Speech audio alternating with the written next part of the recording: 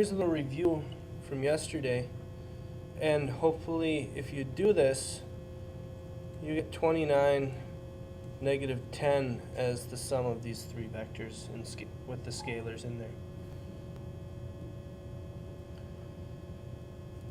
If A is represented by this vector in component form, we want to find the magnitude of a vector that's twice as long as this and in the opposite direction. And you could multiply this vector by negative 2, but this is equivalent to the absolute value of the scalar times the magnitude of just A. So I'm going to do 2 times the square root of negative 1 squared plus 3 squared plus 4 squared. 2 square root of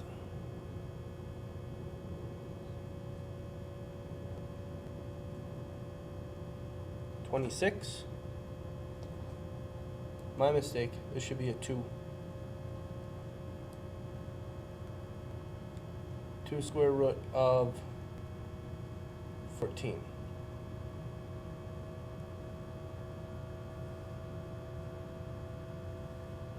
If I want to solve this for x, I'm going to subtract r from both sides.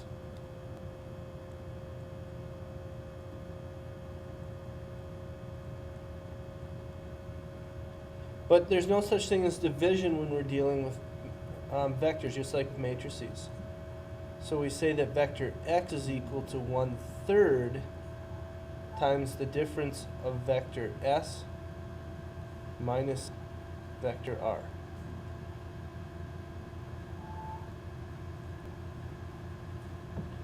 Here, point B divides AD into a ratio of 1 to 2.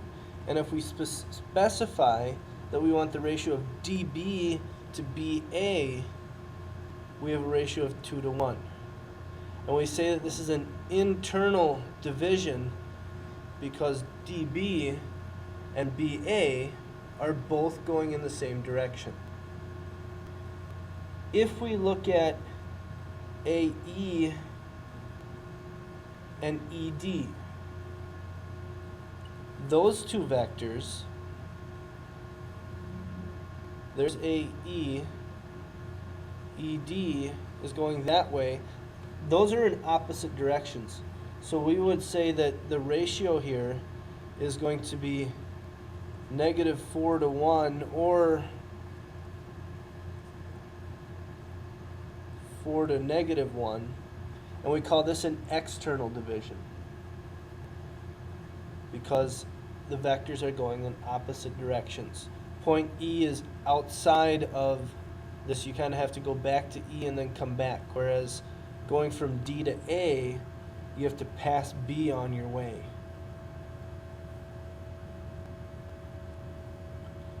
If we have 2 points and we want to find another point in between so that AB is divided in the ratio of 3 to 1,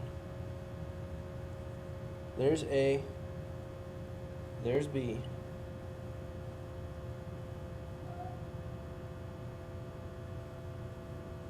There's AB. I want to put a third point on here, P, so that this is in a ratio of 3 to 1.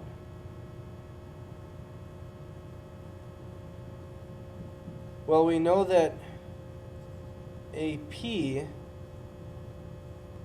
if we think of this in vector form, AP would be equal to 3/4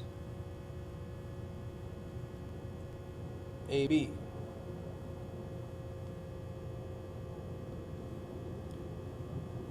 Probably one of the easier way to deal with this is to think about the origin.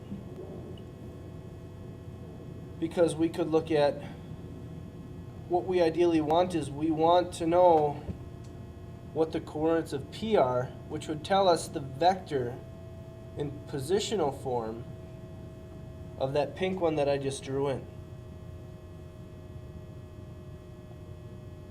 And that pink vector is the sum of vector AB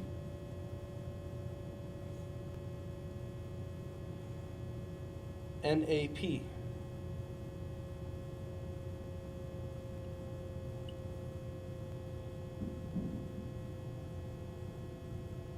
So if we call this vector P, that's equal to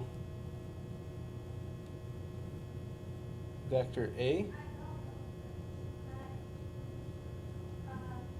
plus 3/4 of AB.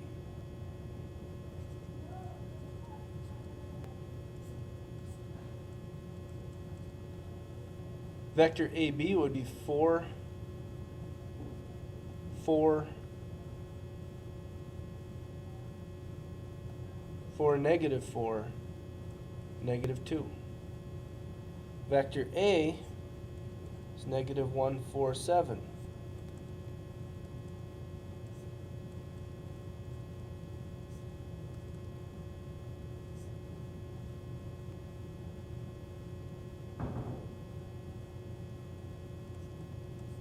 And we can add these two vectors together to give us vector P. In other words, this point that we want.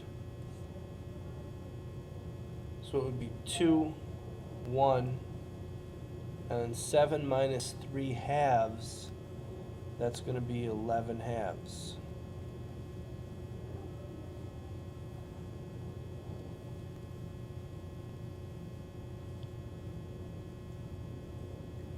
If two vectors are going to be parallel, they need to be multiples of each other. So I should be able to write this as A is equal to a scalar times B. And if I can figure out what that scalar is, I can figure out what R and S are. So 2 -1 R equals a number, K, a scalar, S 2 -3. And if we look in the middle here, there's information that we can use to find K. -1 equals 2K. K is -1/2. So 2 will equal -1/2 times S. Therefore, S is equal to -4. R equals -3 times -1/2. Therefore, R is equal to 3/2.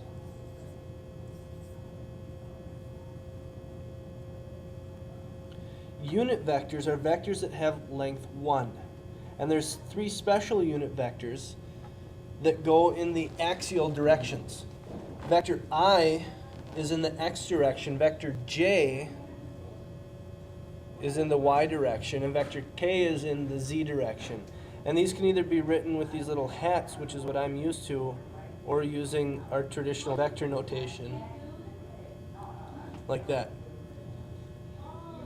I want to take this component form of a vector, 2, 3, -5, and write it in unit vector form.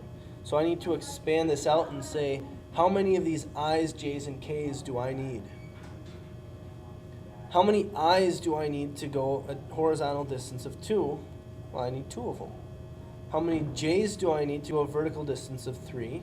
And how many k's do I need to go a vertical distance of -5? There's the unit vector form.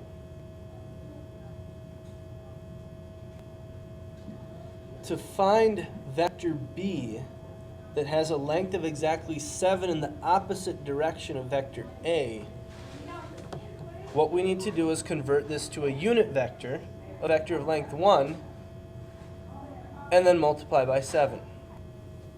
So to figure out what the unit vector would be for vector A, or I should say what the unit vector in the direction of A would be, we need to take this 2, -1, and 1, and we just want to turn that distance into 1. So we need to multiply that by, or divide it by, its magnitude.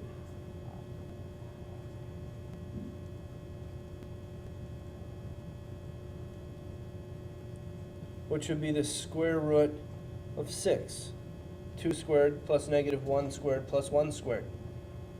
So this would give me a vector that has magnitude 1 in the same direction of as A.